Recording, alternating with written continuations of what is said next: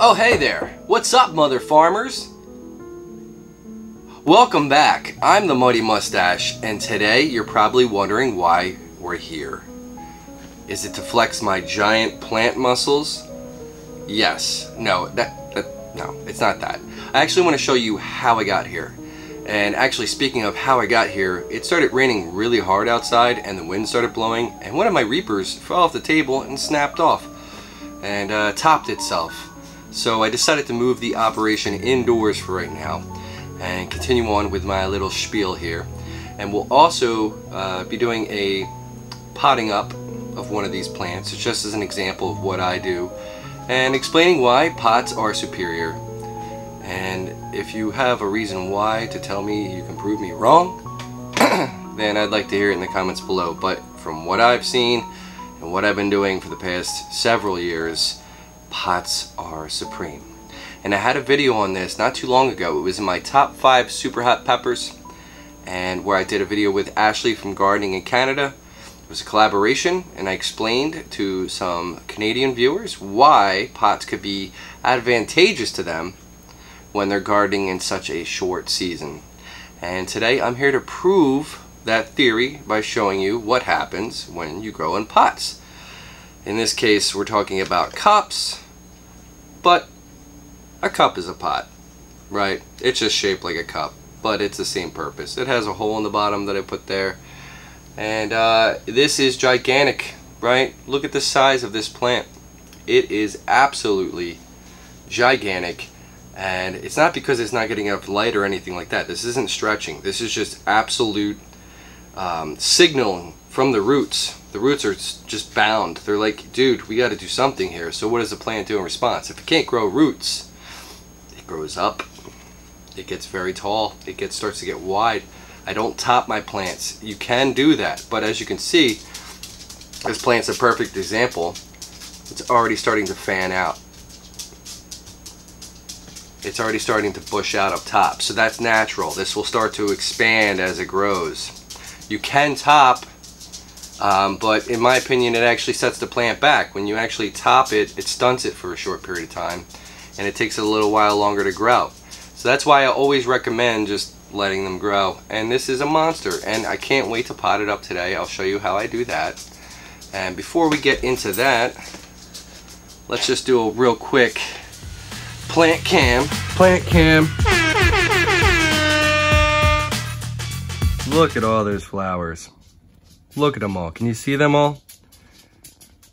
That is the plant thinking that it has to produce now. It feels like it needs to produce because it can't do anything else. It's getting super tall. It's, cycling water so much faster. And it's ready to go. And if I were to leave it in this current cup that it's in, well, what do you think would happen? It'll start growing peppers. Now,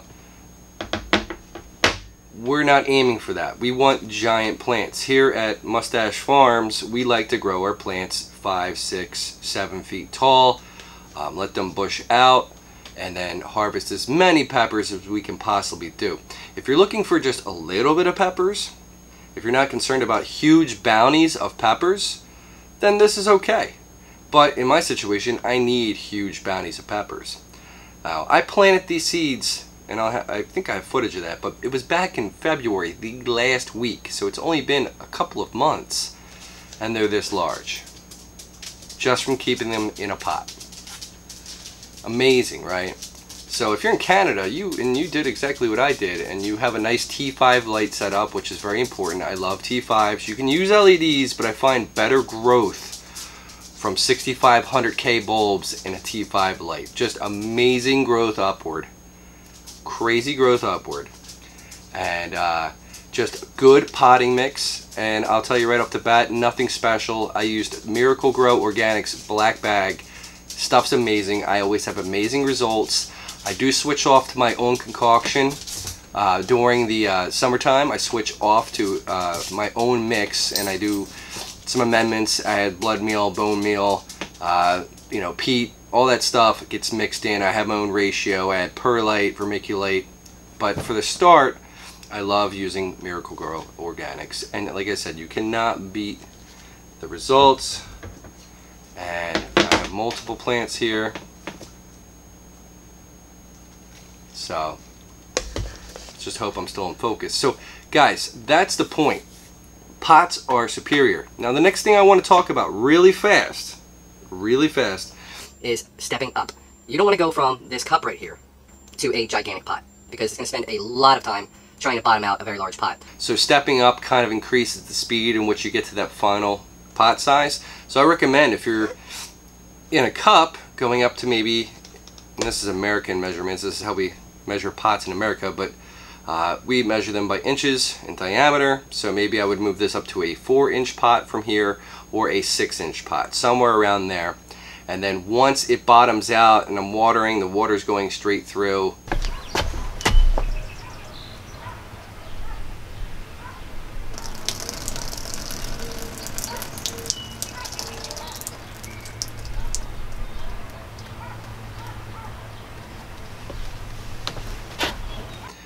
You know, it barely lasts a day without watering it again. I will move that up to a 12-inch, 16-inch, 18-inch, somewhere in there, anywhere from 12 to 18 inches, and pot that up.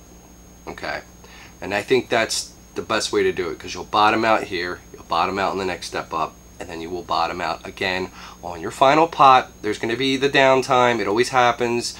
Spring hits, you move your plants out, you got them freshly potted up. You might see 2 weeks without any major growth. That's because they've switched. They're back to growing roots again. And this is also crucial in that time frame. You're taking these from your grow closets or wherever you have them inside your house. You're putting them outdoors. They're adjusting to the sunlight. You know, you're hardening them off and all that stuff, but you've already done that by now. You're now getting into the territory where you're going to have cooler nights than you would inside. You might have hotter days than you had inside, but cooler nights being the main point, they're going to hold on to water longer. It's going to take them a lot longer to use up the water in their pots. So you'll notice for the first few weeks, until maybe like where I am in June, where we're getting, you know, 70, 80 degree days on average, that they won't need that much water. You might go 7 to 10 days for the first few weeks, and then one day it's just going to be hot out. Every day is going to be super hot, and then they'll start drinking, and then that's when you switch off to probably daily watering. Now this really varies where you come from. I'm in like the 7A, 7B, so if you were from there, you can relate. There's probably even more intense areas where you could be located, and there might be less intense areas where your watering schedule might vary, but that's up to you to keep an eye on your plants and make sure that those pots are getting light. You might even see a little bit of droopage. That's time to water them. And then once you figure that out, you're golden. So anyway, enough rambling. Let's pot one of these guys up and give them a new home, because I'm getting ready to move them out. The leaves are getting nice and thick. They're getting resistant to the sun. The new leaves have already adapted to the sun. It's amazing. Old leaves have to adjust, okay? And you'll notice that your plants are kind of limp in the sun. New leaves come in, if the first thing they're exposed to is sunlight, they're ready to go. It's the old leaves that you have to adapt. It's the plant that you have to adapt in general. But these guys are just fine in the sun. These won't wilt. These older leaves, usually the bottom ones, are the first ones to wilt in the sunlight. Or if it's dehydrated, but mostly the sunlight. So let's get set up and let's get one of these potted up real quick. I'll show you how I do that. And yeah, let's go. All right, guys, we are back. We're live here at Mustache Studios. I had to go outside and get a pot. We're going to be potting up inside this nice 6-inch pot right here. Nice step up. And I have gone ahead and pre-soaked the roots of the plant. And I'm going to be putting this right into this pot here. And I also went out and filled up a pot with soil. And we'll be using this to obviously plant the plant. I also got a support for it and a tie. I really like supports just in case, you know, wind comes along, it doesn't snap my plant in half while it's still young. So we're gonna go ahead and do that. Make sure our backup cam's good here, looking good. Okay, so the first thing I wanna do is actually remove the plant. And the easiest way to do that is to just wiggle it out. like so.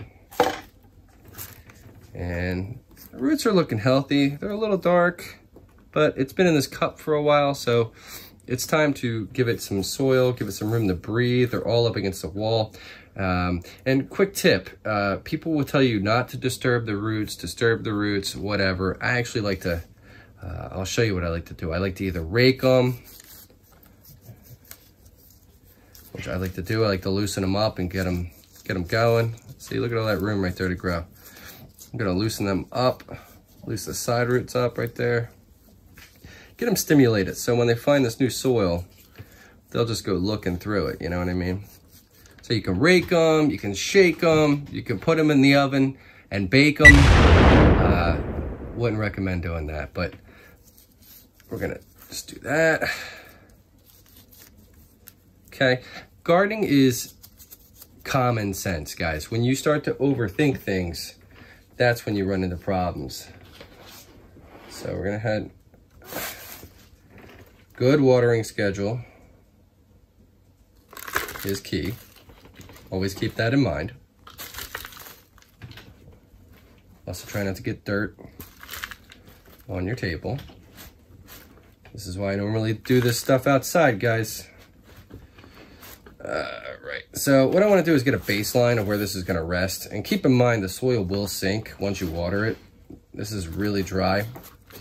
And I pre-soaked the plant so that this dry soil doesn't wick any of that water out of it. I want to find a good place for this. It's going to sink a little bit. So what I'm going to do is, let's see if you can still see this. Hold on a second. Technical difficulties here. The backup cam.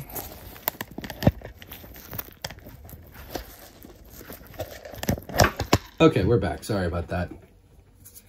Phone was wigging out. So I'm going to remove the old tag from this. I'm going to place this down in here.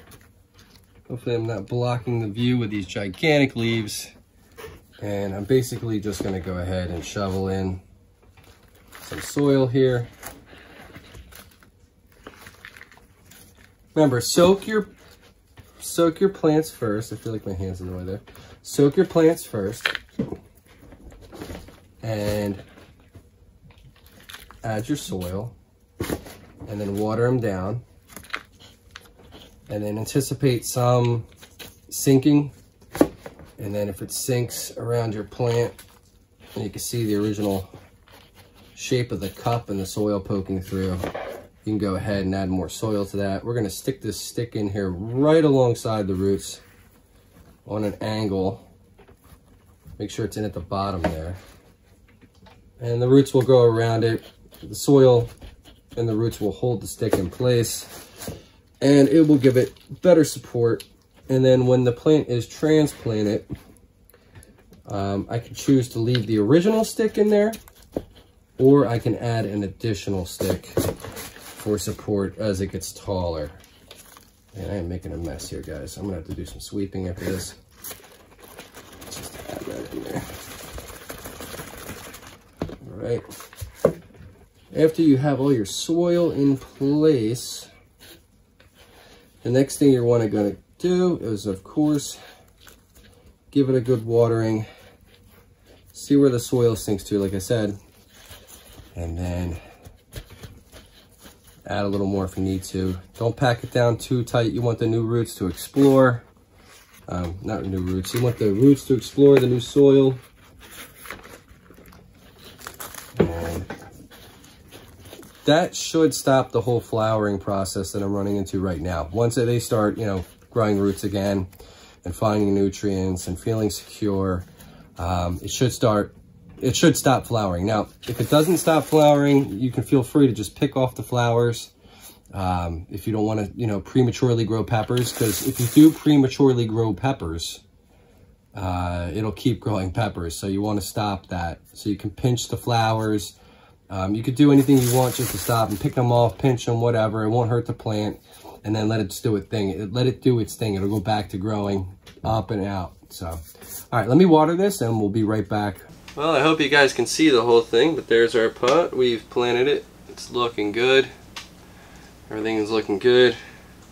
Moistened the soil Soaked it through till water came out the bottom. And we're just going to go ahead and quickly strap this guy in, because this time of year can get pretty windy. And I'm not looking for any early fatalities in my garden, right? We want to keep these guys safe. You know, it's good for them to move around, kind of help strengthen their stalk. So I give them a little bit of room to play here so they can kind of blow around but not blow off the, you know, snap in half, so to speak. So I give them a little wiggle room to kind of blow around, do their thing. Wind is good. It helps move the calcium through the leaves, helps strengthen the branches. So let's just get that out of the way. That's pretty much what we're talking about here. Yeah. So also, I'm wearing gloves, just so you know. I don't want to expose any bacteria to my roots. I don't know if it's going to do anything or not, but I always try to keep my fingers off the roots when I'm messing with them before I plant them. So guys, I hope you learned something here today. I hope I was able to offer you something you didn't know. Maybe if you did, maybe I reinforced it. And remember, gardening is simple. It just requires patience, and don't overthink things. And also, everyone has their own school of thought. So, you know, what I say versus what I say versus what someone else says or whatever, it doesn't mean it doesn't work. It's just my school of thought, their school of thought, and your school of thought. Because eventually you'll realize, if you're new to this, what works for you. So if what I'm saying makes sense and it works for you, great. And I think generally what I'm doing here is a good way to do everything. I haven't had any issues. I have very large plants, very healthy, very productive. So hopefully the information that I've learned over the past several years of doing this, I've been gardening for a very long time, but chili and pepper gardening for going on 3.5 years now. So guys, if you enjoyed it, give me a like, give me a thumbs up, give me a subscription, subscribe to my channel if you're not already subscribed, and if you are subscribed, I love you very much. And new guys, I love you too. And as usual guys, have a great day, have a great night, whatever time it is, have a great one.